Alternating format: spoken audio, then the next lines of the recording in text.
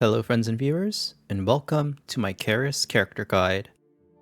If you're just here for a quick reference, then I've created a pocket guide for the beginning of the video. Without further ado, my introduction.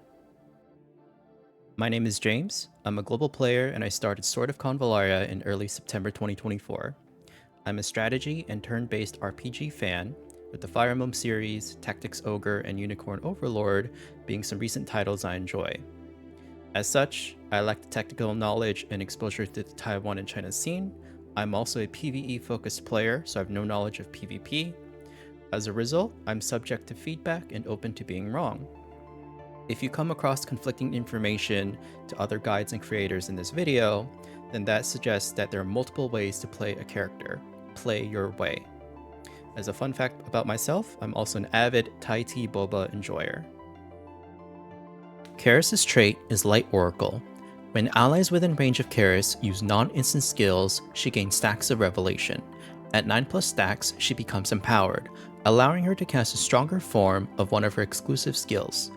Non-exclusive skills still receive benefits, increasing range by 2 tiles and reducing energy consumption by 1.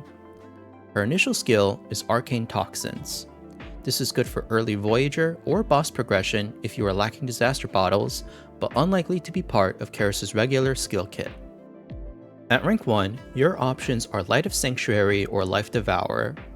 Light of Sanctuary brings support utility, and if used on Caris herself, then the buffs will support activating Radiant Guidance and or the Protected if you select those later in the skill tree. On the other hand, Life Devourer is the only other single target skill option Caris has. Neither skill is likely to be part of her regular skill kit. If you truly cannot decide, then select based on HP or defense stat gain. My pick here is Life Devourer.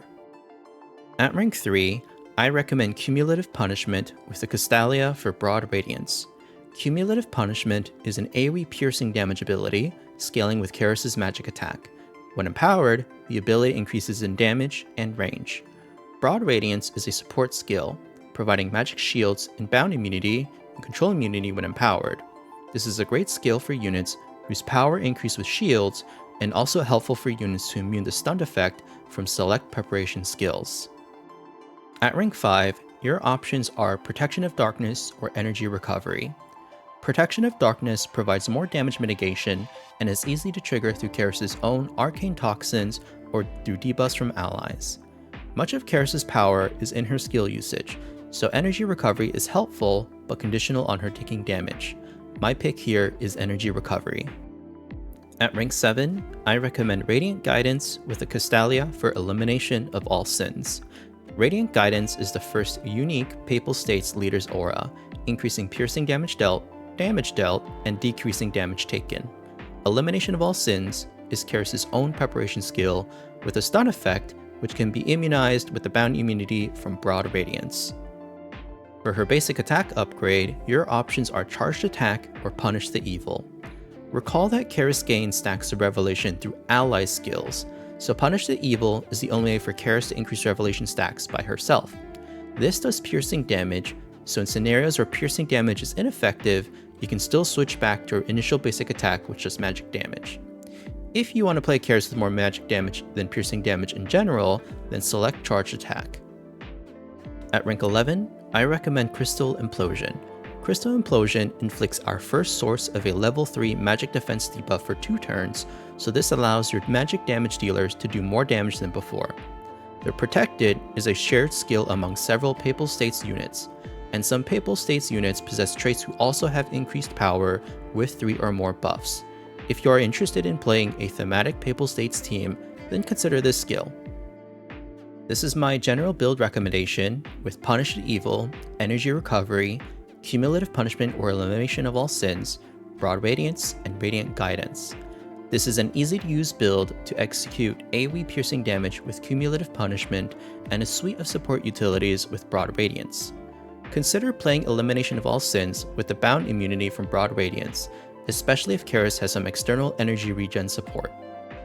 For a magic damage build, avoiding piercing damage, consider Charged Attack, Life Devourer, and Crystal Implosion.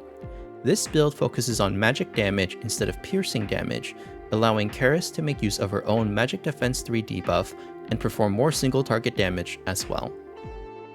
For weapons, Diffusing Prism is best to increase Caris' magic attack and benefit from the increased piercing damage with her leader's aura. Resentment Broom is another good option to increase her AoE damage.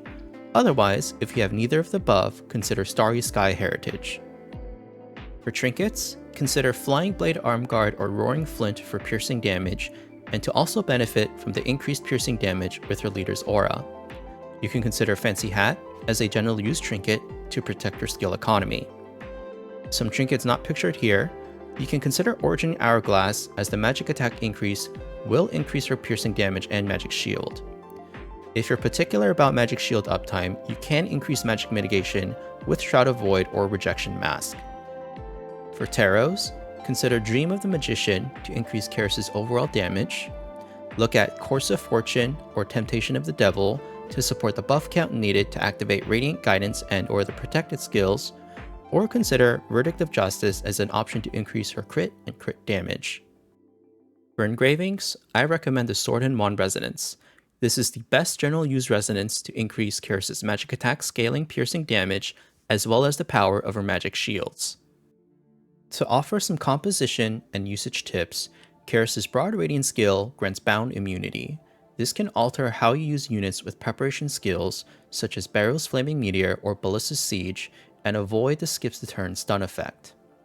Caris' own preparation skill is Elimination of All Sins. When units who have casted a preparation skill receive an act again, they then immediately trigger the skill. If you are using Elimination of All Sins, consider supporting with Inanna.